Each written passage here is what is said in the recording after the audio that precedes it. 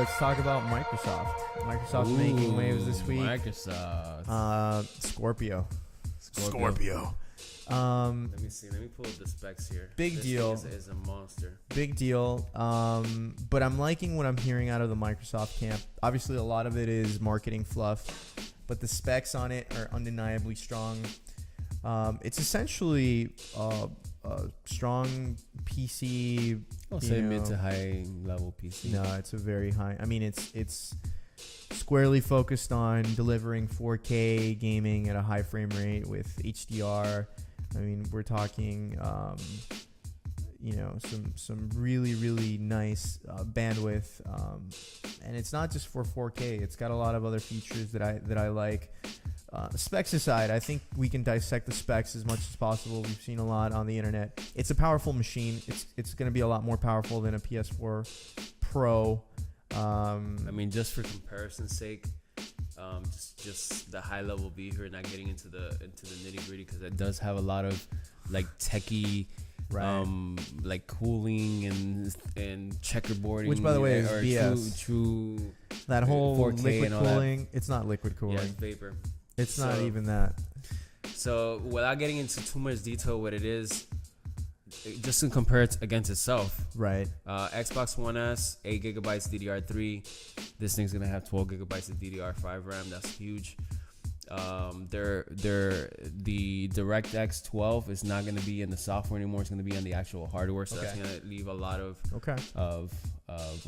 kind of horsepower for the games themselves. Cool. Memory bandwidth, 326 gigabytes of memory bandwidth. That's freaking crazy. The closest competitor is a PS4 Pro. It has 218 terabyte hard drive, 4K Blu-ray, and it has 8 cores running at 2.3 gigahertz. This thing's overclocked the shit out of. And the GPU, of course, is running at 1172 megahertz. So just to kind of, this thing's a badass bitch. Exactly. I mean, again, like I said, you can go over the numbers. You can really dissect it. It's going to be powerful. They're going to talk about it more, I think.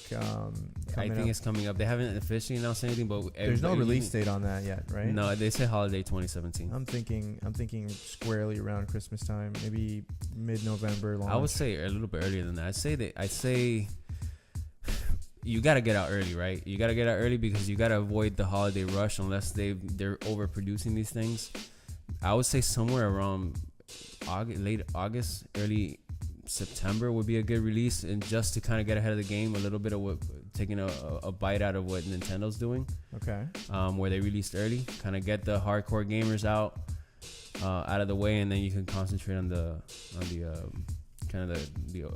regular consumer. They need a strong launch title lineup. I think that's critical for Microsoft. They got to have the next Gears of War on there. They got to have I want to say Forza, obviously, but they need an ace in the hole. They need some new IP that's going to be impressive. So they said the games are coming. I heard I was listening to Major Nelson's podcast this past week, and they talked a little bit about the specs, and they talked a little bit about kind of the way that they launched it. They kind of gave it to the techie company to kind of put out the specs for the techie people, right? And they said which that I thought was very legit. I think that it was a smart way for them to do it, absolutely, because I think they understand that this machine is going to be for the people who are going to be looking for these things, right? And the games will come. They also mentioned on that podcast that the games announcements are coming. Really? So it makes me excited. What could it be? I don't know. I mean, we could talk about Crackdown 3. We could talk about the possibility of Halo 6. Excited I would be about. I was a big Crackdown fan. I was cracked out on Crackdown, but let's not get into on that. the original one. So, but I'm excited. I'm excited at the possibilities of what this thing can do. Now we just have to kind of wait and see how they deliver this thing. One of the big things that I like, and I'm hearing out of Microsoft's camp, is they're going to get rid of console iterations entirely. It's basically going to be Xbox as a platform.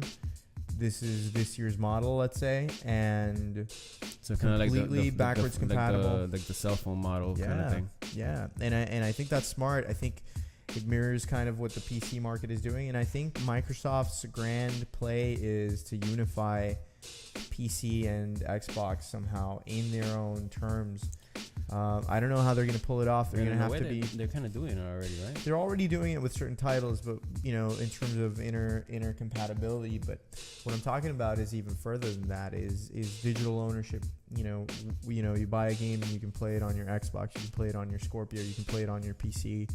You can share it. They're going up against Steam now. I don't know how that's going to work out. And so I think they're kind of. If they do that, I agree with you. But then at the same time, I don't agree with you in the sense that the way they're doing it now, they're kind of competing against PlayStation and they're competing against Steam, right? Right. So they haven't kind of picked a side. On PC, they're getting outsold by Steam. On console, they're getting outsold by PlayStation. So they're kind of in the middle there. Right. So I'm with you in the sense that, yeah, they got to find some sort of median. Right. But at the same time, I feel like they might alienate some people if they go full on PC, or they might alienate people if they go full on console. So they kind of stuck in a weird position where I don't think they're gonna alienate some form of people. At some point. I think they can do both if they look at Xbox as a platform. They can actually do both because think about it. You have already your Xbox app. It's cooked into their operating system now. Moving forward. Right. You can stream games from your Xbox to your PC if you have Windows 10. Mm-hmm. So they're coming out with things to kind of bridge the gap.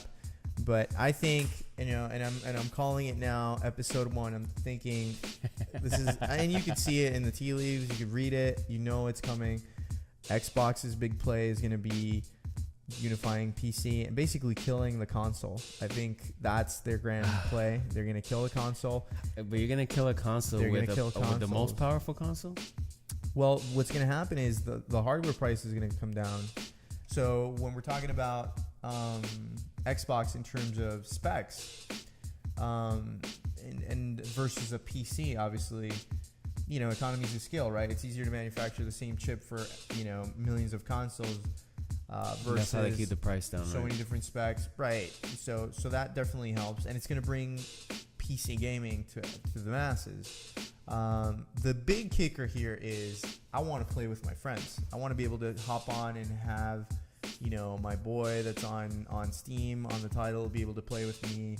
I want to be able to not have to buy a console just to buy time to or an experience with my friends, an exclusive. I think that the age of exclusive should be done. Let's just have one platform. Let's have we're gonna have a show about this definitely. Ooh. But that to me is more exciting than any amount of specs or anything else that's come out of Microsoft's camp. And it's gonna be a big power play. Let's see if they can execute properly. They have the money. They have the money to burn to kind of take some chances and experiment now. But it's been tough. It's been tough recovering from the awful launch that they have. It's just the messaging, and I think this is their first attempt at kind of separating themselves from that original messaging. Right. Maybe even getting rid of the Xbox One name altogether and calling it something else altogether. No, I think the Xbox brand itself. I'm saying the Xbox One name. Oh yeah. Where I think this is the chance for Phil Spencer to kind of actually do the box that he wanted to do. The Xbox box. Even though the Xbox box, even though the One S was kind of the beginning of that, I think this is going to be the finisher.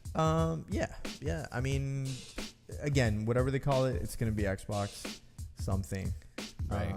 We both know that. I think that's their that's the brand. That's the brand. Forward. And people love it's not Xbox. Microsoft. It's exactly. Xbox. It's Xbox. Let's see how they can do it. I have high hopes for Microsoft as well there. I want to see them succeed. I think a lot of what's kept them back, especially with the Xbox One, is the messaging. They're not the masters of putting the right bits and pieces of information out there, divulging things properly. I think the last console launch, you saw what happened with the guy from tweeting about how Adam Orth.